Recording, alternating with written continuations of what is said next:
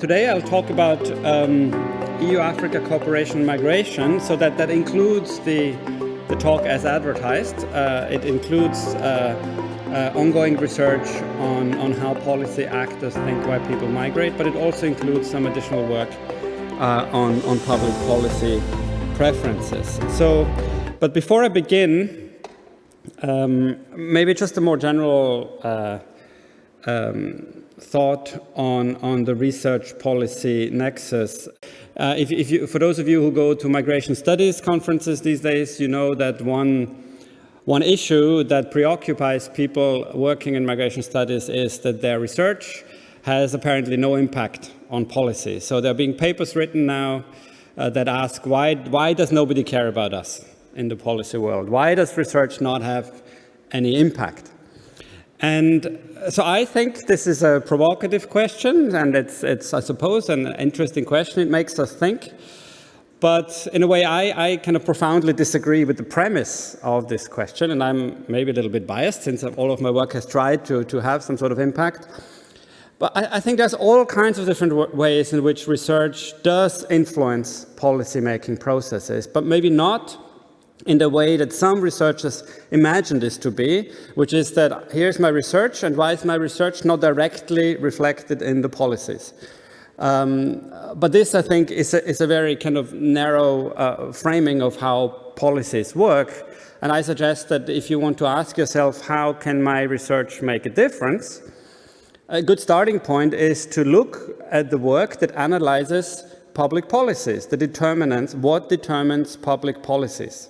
Right? And political scientists have spent a long time doing just that. So if you ask the kind of general question, how are policies made? What are the kinds of factors that influence public policy making? And by that I also mean stakeholders' policy positions. So I don't know, when a trade union decides what's my policy position on immigration, or when the government decides, what should we do, what matters? Well, interests.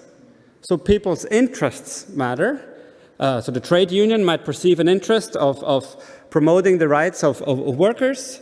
The government might perceive different types of interests it has to reconcile. There might be personal interests that politicians have thinking about election. There might be the public that has interests. Institutions matter, right? Institutions matter significantly. So how a trade union thinks about migrants might vary depending on the institutional context. You could be in Austria, you could be in Sweden, in a universal welfare system, you could be in Britain, in a kind of basic security system that influences people's interests and how they think about policies. So that's why there's comparative institutional analysis. And then, of course, we also have a large literature on the role of ideas in policy making. So by ideas, I mean, there's many different ways of conceptualizing that, but if you go back to kind of classic Goldstein and Keohane on international relations, by ideas, they mean ideas in people's heads. So the policy actors have certain ideas that influence their thinking and their policy making. And one can think about two types of ideas. One idea is a normative idea. So it's a principle. I might have a particular value. I might try to achieve something. I might try to achieve peace. I might try to achieve equality. I might want to achieve something normative. And there could be conflicts, of course, between different types of normative ideas. And then policy actors have cognitive or cause-effect ideas, right? They think, so if I do X, if I implement this immigration policy, what will happen? They have an idea between cause and effect. And this cause-effect idea may or may not correspond to reality. Right? So if you think about it in those terms, then you can, begin. So how can research influence these processes? Well, research can help with clarifying what are different people's interests. We can study the interests that the public has, that different actors have. We can study material effects of immigration, for example, interest. We can study institutions. What's the impact of immigration on wages? How does it vary between kind of coordinated market economy and the liberal market economy, comparative institutional analysis? And we can study people's ideas, and we can perhaps clarify cause-effect relationships. Right? I think this is a very important way in which research can make a difference, that you can clarify cause-effect relationships to policy actors who have these ideas. So I think if you think about it in this way, how a policy is made, then the question or the statement, why doesn't research have a direct policy kind of reflection doesn't make so much sense anymore, because this is how policies are made. So you wouldn't expect research to translate one-to-one. So what I want to do today is present two kind of works in progress that relate to EU-Africa or Europe-Africa cooperation on migration. So some of you might think about this as externalization policies, migration externalization policies, but I want to formulate it more broadly in terms of European and African countries working together on migration issues. So that could be restrictive policies, but it could also be liberal policies in terms of facilitating migration. And I want to present work from two projects. The first one speaks to the interests, where the aim is to find out what are the interests among the public, what are public policy preferences both in Europe and in Africa.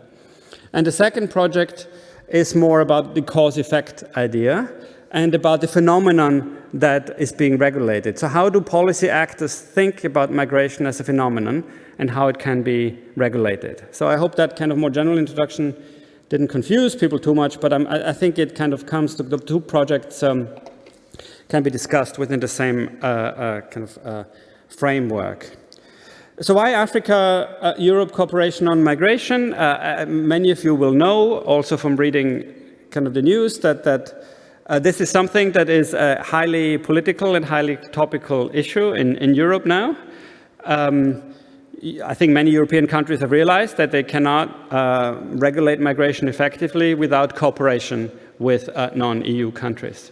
And of course, there are big debates about how that cooperation should look like. This cooperation actually has a very long history, decades, but limited results. And it's also a key element of the recent pact on migration and asylum. There are many bilateral agreements.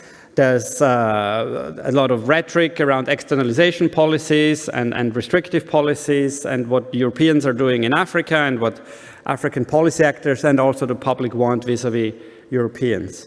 So where we thought we could contribute to this debate is try to understand how do European and African publics, so how do European African citizens think about this type of cooperation? Right? So what are public attitudes? We have a lot of work on public attitudes to migration, but a little bit less work still on how people think about policies. So that's what I mean by public policy preferences. How do you think about what kind of policies should be implemented? What kind of cooperation policies? Now, we do this not because we think that policies should be made based on public opinion. But we do this because we think no matter what you think policy should be, it's a good idea for you to know what public opinion is on this topic. Okay? So no matter whether you're against migration or in favor of migration, I think it's good to understand where the public stands, because the public views, I argue, are some sort of soft feasibility constraint on policy making. So it's not a hard constraint in the sense that many politicians, or sometimes politicians, do things which are against public opinion, right? So you lead the public, and that might work. But in many cases, it is not possible to have a policy which is sustainable over time if it goes against fundamental beliefs of your population. So I think it's a good idea to understand. A second reason why it's a good idea to understand public attitudes is that a lot of the big changes that we see in immigration policies in Europe are made in the name of that's what the public wants. So a lot of changes are we have to introduce these changes because that's what the people want. So I've experienced this many times also in Austria. And my question is, really? How do you know this is what the people want? So I mean, I'm not so sure that the policy that you are implementing here is really what the people want. So I think I've become very interested in finding out more about the nature of this constraint, about this public attitudes constraint on policymaking. So this is joint work with Lena Detlefsen at the Institute for World Economy at Kiel and Alina Vranciano, a second paper, who is based in Barcelona. So there's a particular issue that we're trying to understand. First of all, what do European citizens and African citizens want? How do they think about these cooperation policies? So what kind of cooperations do they support? What's important to them? What are their interests? And the second specific question we wanted to tackle is, can reciprocity or policy conditionality help generate greater consensus? So, of course, going into this, you would expect asymmetric interests between Europeans and Africans in regulating migration. I'll get into that. There'll be different interests. But we know from the research on international relations and cooperation that often when you have asymmetric interests, you have reciprocity as a tool, or conditionality. So, if you do X, I will do Y, type of reciprocity. Does this type of reciprocity mitigate these asymmetric interests? So we're doing that partly inspired by policy, because the European policy approach to African countries is we need more conditionality. So we will send foreign aid, more foreign assistance, if you regulate migration more effectively. Okay, there's this policy conditionality. So one question we had is whether this reciprocity is also reflected in public attitudes. So the question being, if I'm very keen on something and the other party is less keen on that in a cooperative process, does my preference change if I get something else in return? So is there reciprocity? Is there any evidence of reciprocity? So those are essentially the questions that we had in this project. What kind of policies, what kind of cooperation policies generate support in both Europe and Africa? And does more reciprocity make a difference? Now, in terms of the theoretical engagement, the interests, so we obviously develop hypotheses that are pre-registered about what can we expect, what kind of interests can we expect. And the hypotheses draw mainly on the perceived sociotropic interests and norms. So we know from research on migration that many people decide on their immigration preferences based on the perceived effects on their country. So sociotropic. There's also research which suggests it's about individual interests, but if I read the research correctly, the kind of overwhelming evidence, or the stronger evidence perhaps, is that what counts mainly is how I think immigration affects my country as a whole. So it's a sociotropic effect. There's also research that shows that people care about norms, right? People care about fundamental rights protections, and most people engage with a trade-off between those two. The reciprocity hypothesis comes, as I said, from the literature on foreign policy, international cooperation, which suggests, as a number of research papers have shown, that greater reciprocity fosters greater cooperation in some policy areas, but not in others. For example, on climate change or on international economic integration. So the question is, does reciprocity also foster cooperation on migration? So what we have done is basically we use a conjoint survey experiment to try to understand people's preferences for cooperation agreement. Now, as you know from many of you will be familiar with this kind of conjoint experimental approaches, but basically the object of analysis is multidimensional. We're not just asking a survey question, do you like more border control, or do you support more legal pathways? We ask about policy packages, because cooperations are policy packages. They have multiple dimensions. Okay, so what we do is we surveyed 1,500 respondents in 6 European countries listed here, and another 4,000 respondents in 4 African countries, and we present them with hypothetical cooperation agreements, and I'll explain to you how they vary, to find out what are the features of agreements that they support and which ones do they not support, and to what extent does that vary between European and African publics. So So, of course, when you do this, so this is an online survey that we commissioned. For those of you who've done these surveys, it takes a very long time. You spend a very long time deciding on what dimensions you ask about. But we decided on 5 dimensions. So I'm going to explain to you the policy packages briefly. So what dimensions go into these policies? So each policy package that respondents saw had 5 dimensions. And within each dimension, there were a number of different levels, possibility on how this dimension is regulated. And so the randomization happens within the dimension. So the randomization process randomly chooses one of these dimensions to make one of these levels within each dimension to make up hypothetical policy packages. So one dimension was work permits. So this is work permits for African citizens in European countries in shortage jobs. So we had 6 actually, because high skill low. So increase, decrease, or keep the same work permits for low-skilled jobs, and then we do the same for high-skilled jobs. So this is the different way of regulating that. Second dimension was financial assistance from European countries to African countries. So there's no financial assistance for employment creation, and financial assistance for border control, because we wanted to see whether people distinguish between giving money for basically directly for border control in African countries or for employment creation. Then another dimension is border controls, so in African countries. So that was a bit difficult in terms of the formulation. We distinguish between basic border controls and enhanced border controls. So this was a bit difficult because you can't really have no border controls, because all countries have some sort of checks when people leave. Not to prevent people from leaving, but there's some passport checks. So we chose this terminology, borders and enhanced controls.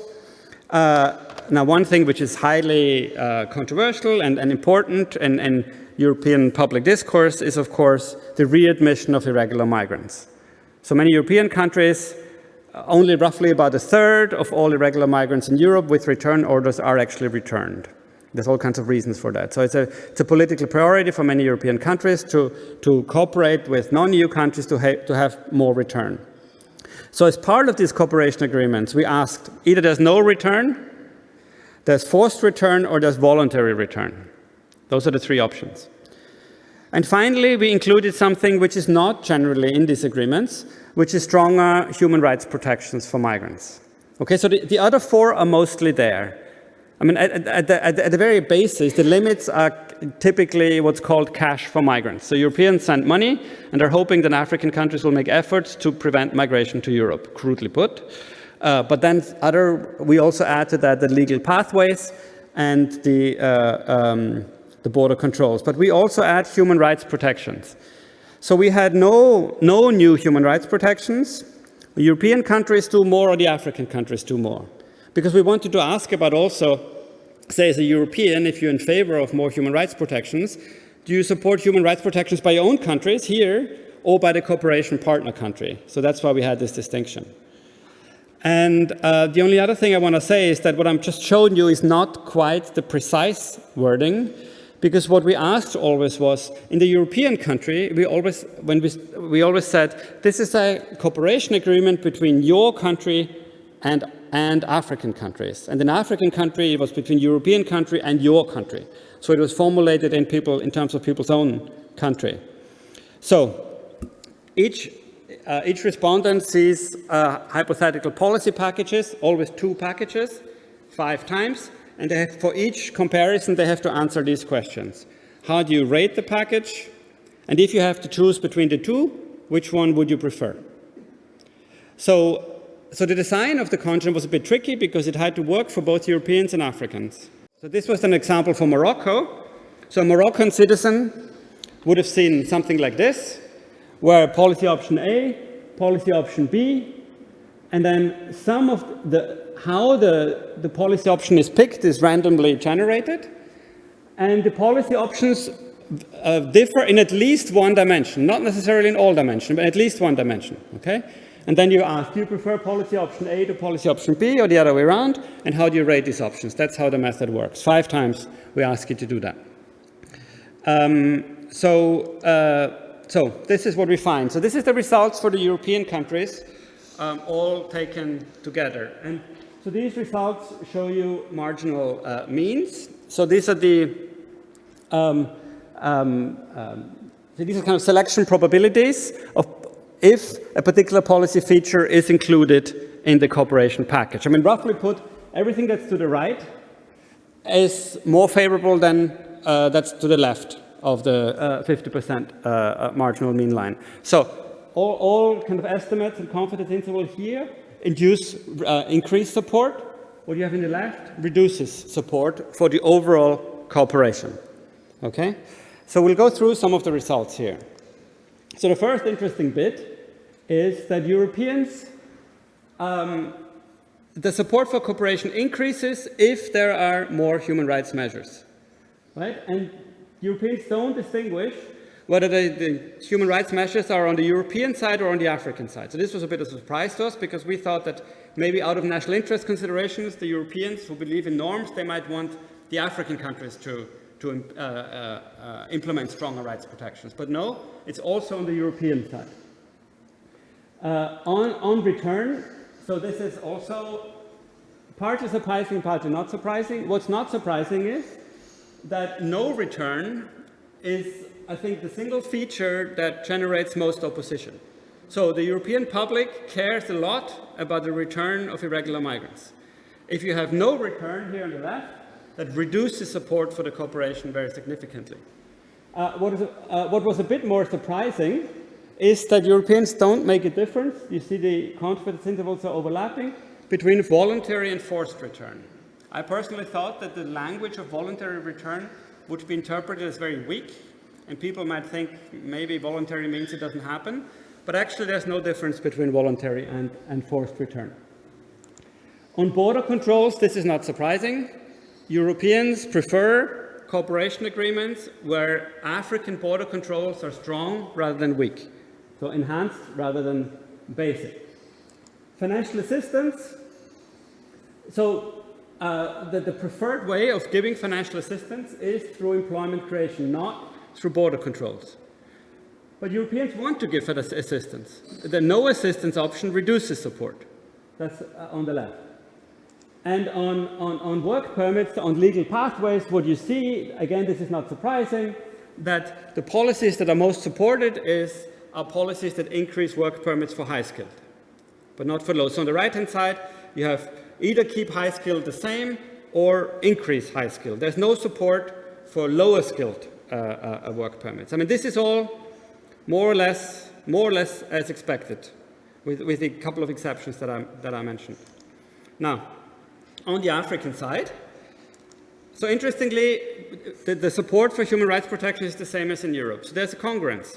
Both African respondents and European respondents support more human rights protections, regardless of who implements them, which side implements them. Now, the return is, of course, also not surprising. The forced return, I mean, Europeans really want return, and Africans really dislike forced return. Okay, so the forced return greatly reduces support for the cooperation, but they actually are not against voluntary return. The voluntary return increases support. So on border controls, this is perhaps a surprise. I mean, this is on the margins of statistical significance. The Africans are ambivalent, but they don't seem to mind having maybe enhanced border controls. On financial assistance, not surprising. The least popular one is the no assistance. Okay, so I think African citizens welcome European financial assistance, but only if it's for poverty reduction and employment. Okay, not for border management. And finally, again, this is not surprising, on work permits, in contrast to the Europeans who favor high-skilled, African respondents supported packages that increase both high and lower skilled. Okay. So what you see here is that where do you have the differences on return and readmission? You have clear asymmetric interest. Europeans want return, Africans want no forced return, and on work permits. Europeans prefer high-skilled, Africans want both low-skilled and high-skilled. Now this is largely congruent, actually, with what policy actors will tell you.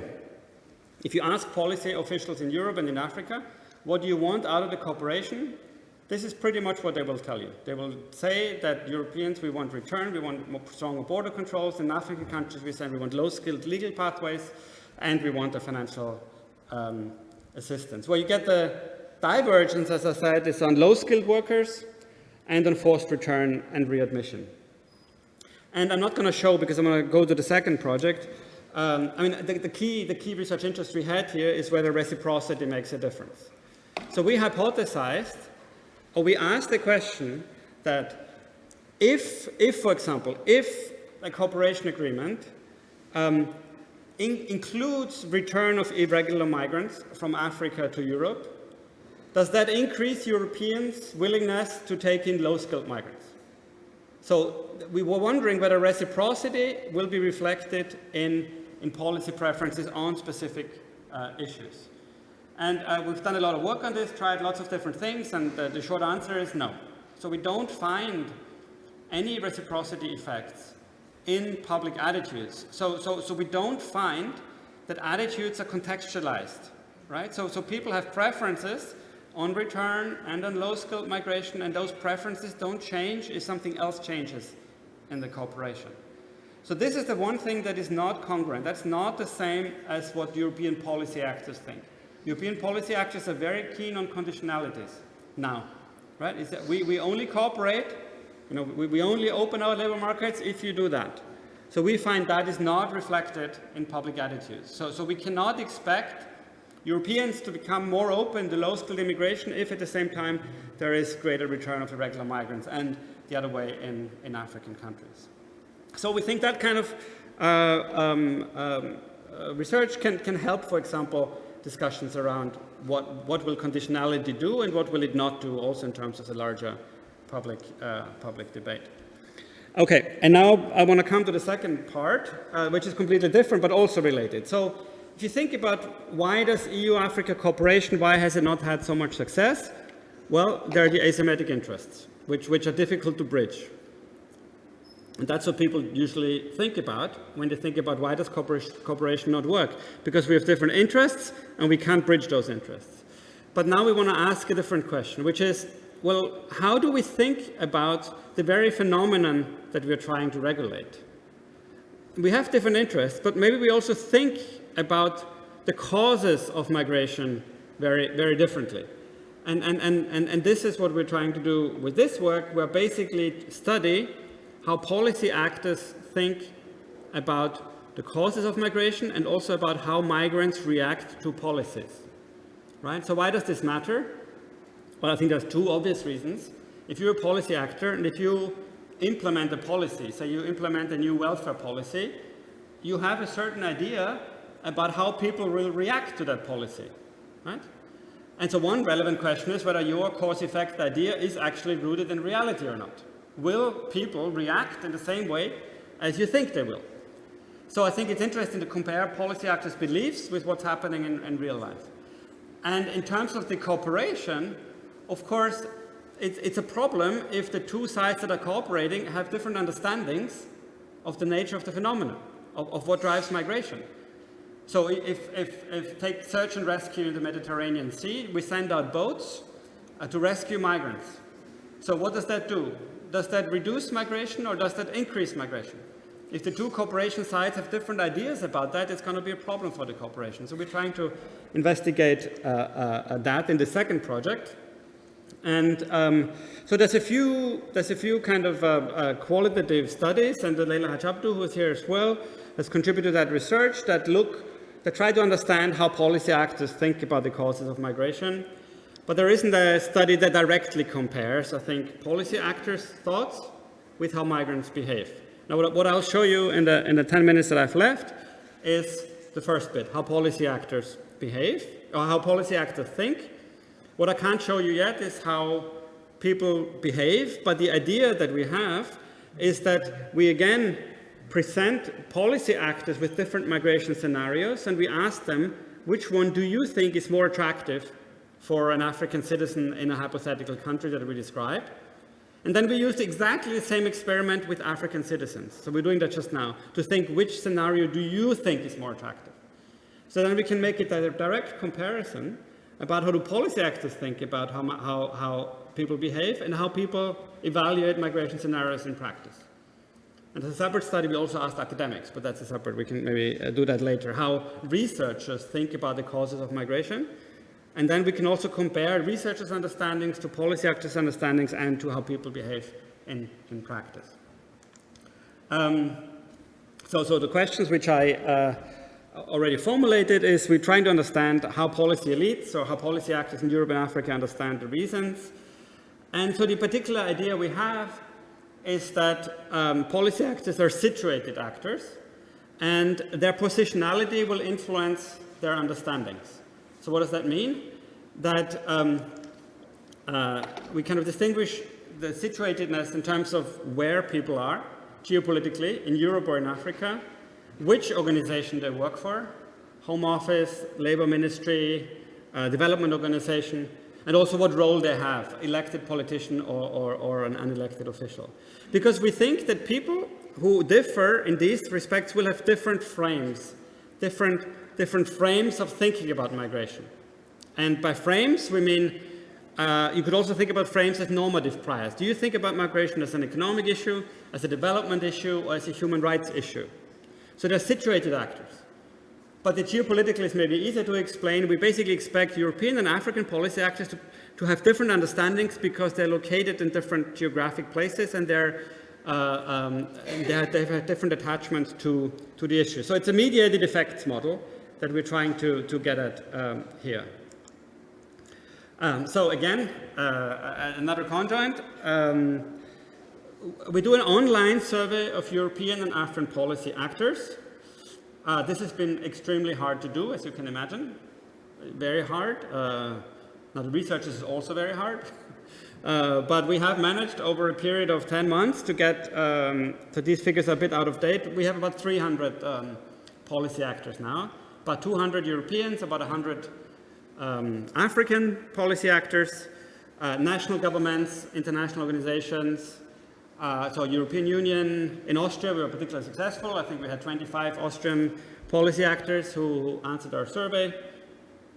And what we do is we present them with different migration scenarios, and we ask them, so we have an introduction which says, imagine an African citizen aged 18 to 40 living in a hypothetical country, and then we briefly describe that country.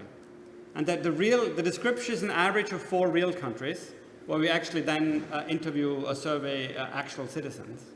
And then we say, looking at these migration scenarios, which scenario do you think is more attractive for that person? So that's the idea. So, and the scenario has 7 dimensions. There's origin factors, which are to do with the economic conditions and security conditions. There's journey factors, the risk of not completing the journey, the death rate and the economic cost of the journey. And there's 2 destination factors, legal or illegal residence and monthly income. And again, same story. In this case, each dimension only has 2 possible levels. So there's only two values that each of these dimensions can take on, which are actually all shown here. So either economic conditions stay the same or they're improving. Security conditions stay the same or improving. So this is either 80% out of 100 completed journey, or actually 40 was the other one, 40%. 0% death rate, 5,000 US, 10,000 US cost, legal status, illegal status, and the income varies between 900 and 1,800 US. So these are randomly varied, presented to policy actors, and we ask them, how attractive do you think these features are? Again, I'll show you some results. I'm conscious I should finish soon. So these are the kind of general results. African and European policy actors taken together. Everything on the right, so with marginal means above 0.5, I think are policies that increase the attractiveness of migration to Europe in the eyes of the policy actors. And everything on the left reduces the attractiveness in the eyes of the policy actors. So what we can see here, this is quite interesting, that basically the 300 policy actors we interviewed don't think that economic conditions or security conditions in the origin country make a difference to the attractiveness of migration for hypothetical African citizens in the country that we described to them. okay, because they're all overlapping, there is no difference. Now, what makes a difference, and so on the rest is all as we expect. So if 80 rather than 80 people completing the journey is more attractive than 40 people completing the journey. 10 people dying is less attractive than nobody dying. Okay? $5,000 journey costs is more attractive than 10,000. Legal resident status is more attractive than illegal, and a greater income is more attractive than a lower income. Okay? Now, what's interesting here, maybe the effect sizes, potentially. That what policy actors really think about is that what matters is the conditions in the destination country. The income and the legal status, that has the biggest effect on the attractiveness of migration. That's how they think, followed by journey factors, but not the origin factors. Now, I should add to that before the question comes, of course, this is just our experiment, and it is true that our lack of origin effects could be a consequence of how we formulated the question. So maybe the signal was not strong enough, conditions improve or not.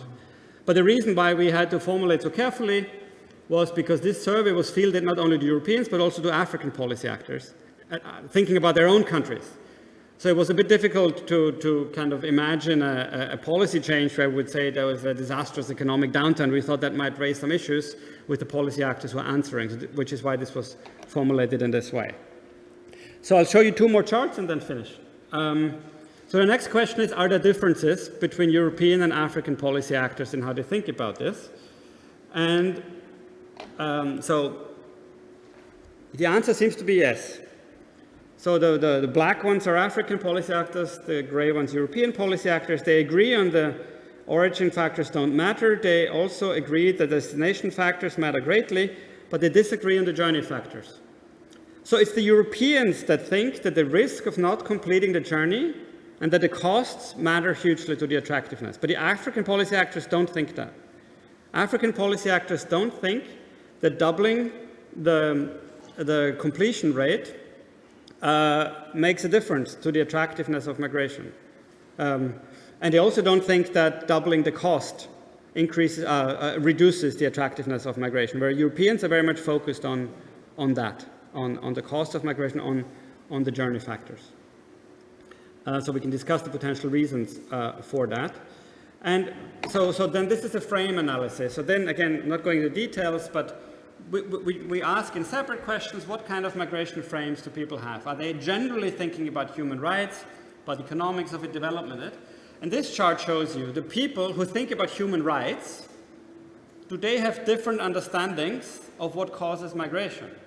And we have problems with sample size, of course, but you have what I highlighted here. It's that the people who are worried about human rights, to have a protection frame, they think that the legal resident status makes a much bigger difference than in terms of attractiveness of migration than people who don't have that human rights frame.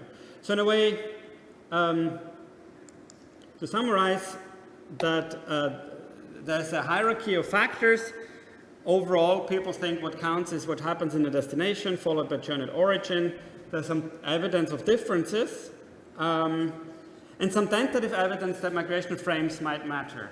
And I'm actually most interested in the last one, even though the evidence is weakest, because what that means is that if people think about frames also as normative starting points, because that's how we asked about it, it basically means that people's normative ideas have an impact on how they understand reality, right? So if you think about migration in a certain way, you will have a particular understanding of the causes of migration and the policy interventions that might make a difference. And we're also trying to look at that in the academic survey, of course. In the academic survey, we're asking whether people from different disciplines and using different methods have different understanding of how migration works. And again, I think this matters, because if we cooperate and disagree on the phenomenon, it's a problem. And the final slide, the next steps are what I would have liked to present today, but we don't have the data yet. We are currently, our colleagues in Kiel are doing a Facebook online survey with 1,000 people in each of 4 African countries, where we give them the same experiment. And we ask them, which of these scenarios do you consider more attractive in terms of migration to Europe? So that will enable us to compare directly how their responses, so African citizens' responses, compare to policy actors' perceptions of what drives. And we also do that with academics. So we have no priors on whether there are alignments or misalignments between understandings and reality, but I think it'll be interesting to find out. Okay, I think I've gone on for too long, so I'll finish here. Thank you.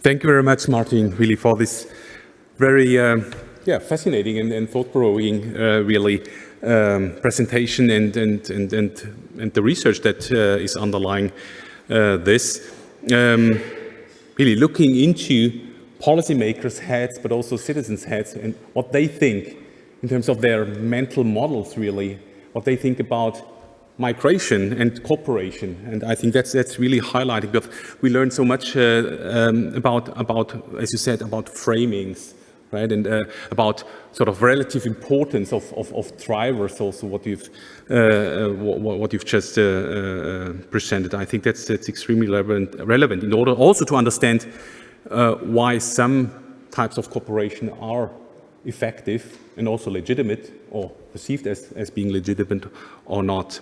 So I'm sure there are sort of plenty of ideas and thoughts you may have of what you've just heard, and we open up the plenum for some questions. We have quite some time to engage with this keynote. Please, if you want to join in the discussion, raise your hand. Yeah. Okay. Yes, please. Thanks, Martin. I have two small questions. The one is about, because now you portrayed as it's a difference between African policymakers and European ones, or doesn't it also really depend on the sectors? Like, for instance, in my own research, what I saw that in Europe, like policymakers coming, or policy actors from the governmental world would very much see the conditions in the destination country, whereas policy actors from the more civil society world would see the problems in the origin countries, that people, for instance, have to flee, that's why they're here, not because the conditions. So it really depends on this, what you explained, this situational logic. And the second question I have, and this might be very far-fetched, but just to stimulate what your reflections on that. Again, I was puzzled that both African and Europeans see the factors in the destination countries, right?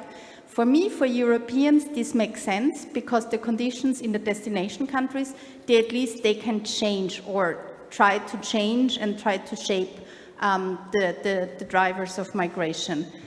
And then I thought, okay, maybe is it also a type of responsibility, whereas maybe in some African contexts, they see their agency is limited, and so they say, okay, it's not our fault, so we really can't change anything on these conditions, so it must be the conditions in the destination countries. So kind of a bias which is linked to the agency, what policymakers can do or think they can do. We collect maybe a few questions, maybe at least another one. Yes, please. It's just in addition to your question, which 4 African countries are you doing your survey on? Because I think this also makes a difference how the perceived action is even possible in the origin country. Yeah, thank you. So Leila, so that's a good question. So the first one, yes, that's what we want to do. So we have information about the organizations that the policy actors work for. And when we talk about how does positionality influence their understandings, that's exactly, in addition, I only showed the geopolitical Africa, Europe, but we also want to understand whether people who work for different ministries or indeed national versus transnational have different understandings. The problem we have is that kind of kind of power analysis for the main effects that I showed, we are fine with that, but we are underpowered for any sort of subgroup analysis, essentially. So any effect sizes that we might find are probably too big. So far we haven't been able to do that kind of thing, but I agree with you. I mean, that was the whole thinking, that people who are socialized into different ways of thinking about this issue, that the people in development ministries or people working for development NGOs, they might be very focused on the developing, and they might also think that's where the drivers lie. And interior ministries might think about it differently. The second, so I don't know why also African policy actors think that, but maybe, I mean, is migration demand driven or supply driven? So are the demand factors decisive, or the kind of push factors decisive, or is it something that happens on the journey? And of course, income differences are very large, and I can imagine that some policy actors might think that small changes in the economic environment in our countries might not make much of a difference. So, I mean, that's when I have to bring back the caveat again, that unfortunately, the way we asked about these changes in economic conditions was very soft. And maybe the signal wasn't strong enough, because all the other dimensions all had numbers in them, right? The journey and destination, it was 10, no death, 10%, 40%, 80%, but with the economic conditions and security, we used words. So it's possible that the signal wasn't strong enough to get a response. So the countries, Tunisia, Morocco, Senegal, and Nigeria, that we're doing, through Facebook, Yes, we one here, yes, please. Thank you. Zweifel, yeah. I truly love your evidence on preference structures. That's new insights, really. However, I noticed that in the first experiment, you didn't include the price attribute. A price attribute would permit you to derive willingness to pay values on the European side, presumably, and willingness to accept, probably, on the African side. And then you could derive how much would Europeans be willing to pay to bridge the gap, say, in this or that attribute. You can have those values per attribute, right? And then you could kind of mitigate the conflict between the two parties. What do you think? Maybe in the next round, that would be an idea. Thank you. Another question just behind, yes? Mm-hmm. Yeah, I have maybe a question or more of a comment on this lack of effects on the push factors. So basically, at least the economics of migration, we always think as migration as a phenomenon that goes like an inverse U curve as a function of development, right? And especially when you contextualize it about Africa, maybe some of these policymakers, they think about someone just on the left of the peak of the curve, and others might think at people just on the right of the curve, and then the average effect might be pretty close to zero. So some people might think, okay, better development might give them the resources to migrate. Other people might think, okay, it might take away the motives to migrate. And I think with security, you can make a similar argument, right? So some people might think about security makes the trip more dangerous, which disencourage migration, but others might think of, okay, that might be really a push factor, right? So these might kind of give you counteracting effects why you find a zero average effect. Okay, shall I take this? Yeah. Now, on the price attribute, so I think that's a good point. We didn't do that. I think it would be a different kind of experiment that would be interesting to do. I mean, again, when you do these things, you spend a long time. We had quite a research team, and the people have different views about what exactly we should ask about and how we should do it, and how can people handle numbers. But we chose, in the end, we just wanted a distinction between no money and money for border control and money for employment creation. So I don't think we can directly answer. I think that would be interesting to do. I would add, so we published a previous piece in European Journal of Political Research on the EU-Turkey deal. We did the same thing. We surveyed Turkish, Greek, and German citizens, to what extent they support the EU-Turkey migration deal. And we also did qualitative interviews. And what I found interesting in Greece, actually, this was about how Greece receives money from the... And most of the policy actors I spoke to in Greece, they were actually saying that, they were not objecting. They basically were saying, look, it's not about the money in Greece. They were strongly objecting to the idea that the rest of Europe has, that Greece becomes this kind of holding pin for migrants, basically. So it was... so yes, I think it's partly about the money, but I think there's a lot else there as well. That actually might potentially influence some of our results as well. Is this idea? People object to this idea that the kind of Europeans, former colonial powers, much stronger, kind of basically use us. They think they send money, will do what you want, kind of thing. So, but yeah, that would be a different experiment. On the second point, yeah, so I think that's a good point. So we don't know exactly what specific migrants people had in mind when they answered the question. So indeed, there could be an averaging out effect in the way that you describe. I think a lot of policy actors have been also socialized into the migration hump hypothesis and the research. And I think there's a lot of recent research that has come out that has nuanced that a little bit. So, not all, foreign aid certain types of foreign aid can reduce migration. For example, if you build hospitals and schools and infrastructure rather than raise income. And on the security, the question was specifically about security origin. So it was not about security along the journey. But the broad point you make is a good one, that we don't know who people have in mind, and there might be a compositional effect, that you get an average effect in terms of who people thought about. Yes, Julia? Yes? Yeah, thanks a lot, Martin. I was just wondering whether we have data about people's intentions to migrate or their actual migration attitudes with regards to changes in price of the journey, for example, that we could compare to those imagined effects in the minds of the policymakers. And similarly to the number of deaths and so on. Can we actually compare that to how migrants in those countries react to these variables? Mm-hmm. Thanks. Yes. Is there any other question? We could take another one. Yep. There's Andreas. Albert and Andreas, yeah. So we take both, yeah. Andreas.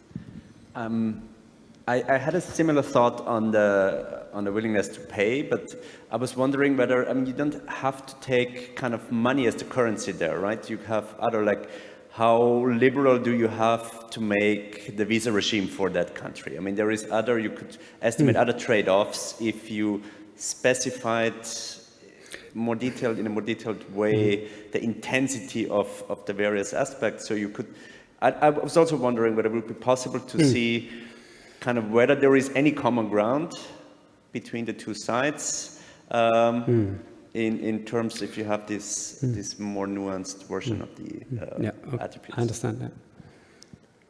Okay.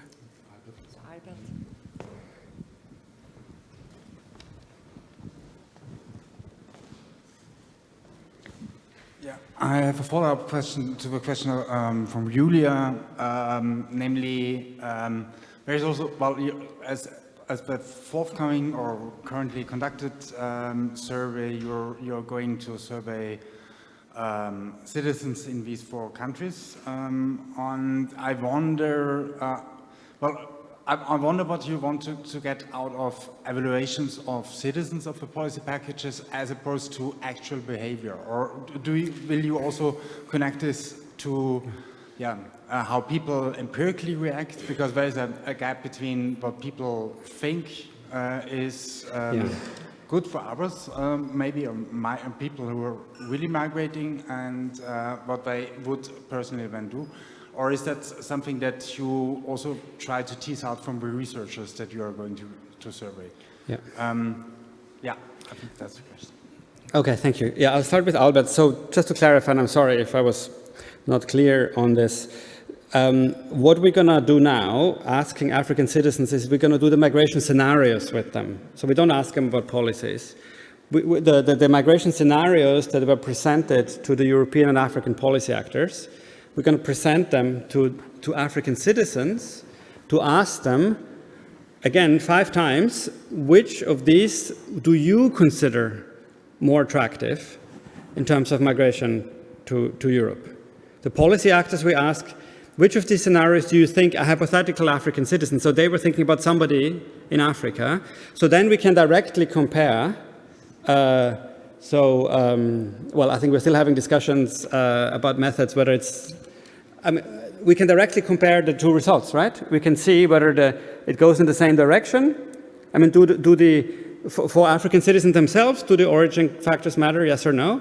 And if they matter, what are the effect sizes? Are they bigger or smaller? So that's the point of it, that you can directly compare to what extent policy actors' perceptions of the drivers of migration are aligned or misaligned with how African citizens evaluate these. I mean, I take it, this is not whether they move or not, this is just about how they evaluate these scenarios. That's the idea. And on Julia's point, so we do a lot of we have a lot of information about on the policy preferences, we have a lot of information about our survey respondents. So we know about their political views, we know about, so we do a lot of subgroup analysis, because what I've shown you are average effects for each country, but of course there is heterogeneity. So the policy preferences within a European country are influenced a lot by their general immigration attitudes, and also to some extent by their political preferences. So what we found out, what matters a lot in Africa, is whether or not they have a family member who sends remittances, and whether they have an intention to migrate. So the strongest effects we find on the policies we find for those people who have somebody in Europe who's sending remittances, or if they themselves want to migrate, then they're particularly strong on some of these effects. So for example, the migrants' rights protections are much stronger for those that have an intention to migrate than those who don't have intention. But we can do that kind of analysis, kind of subgroup analysis, to see what kind of people drive these average effects. And on Andreas's point, so yes, so this was a flaw in the design. I had this maybe naive idea.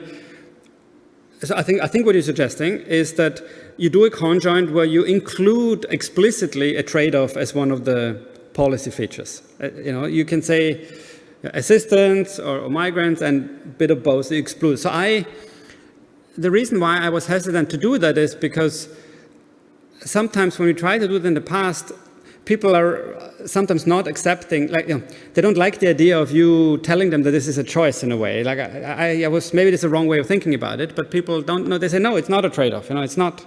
So I had this idea that maybe the interrelationships come out. You know what I mean? So we have the preferences, and then we analyze whether or not the policy features are related across the dimensions. So the people who are strong on this, are they weaker on that? But we didn't find anything. But it could be a reason why we don't find anything, because the method is not strong enough to pick up some of these. So if we did what I think you're suggesting is, of course, you would get an answer to that question. If I basically write the trade-off into the experiment, then that would have been another way. And that would be the price. I understand now it's not just in terms of the money, but it's basically what trade-offs are you willing to support? And so that would, so in hindsight, maybe that would have been the better and more effective way of getting at the reciprocity question as well. I could have written the reciprocity question, but we didn't do that. So.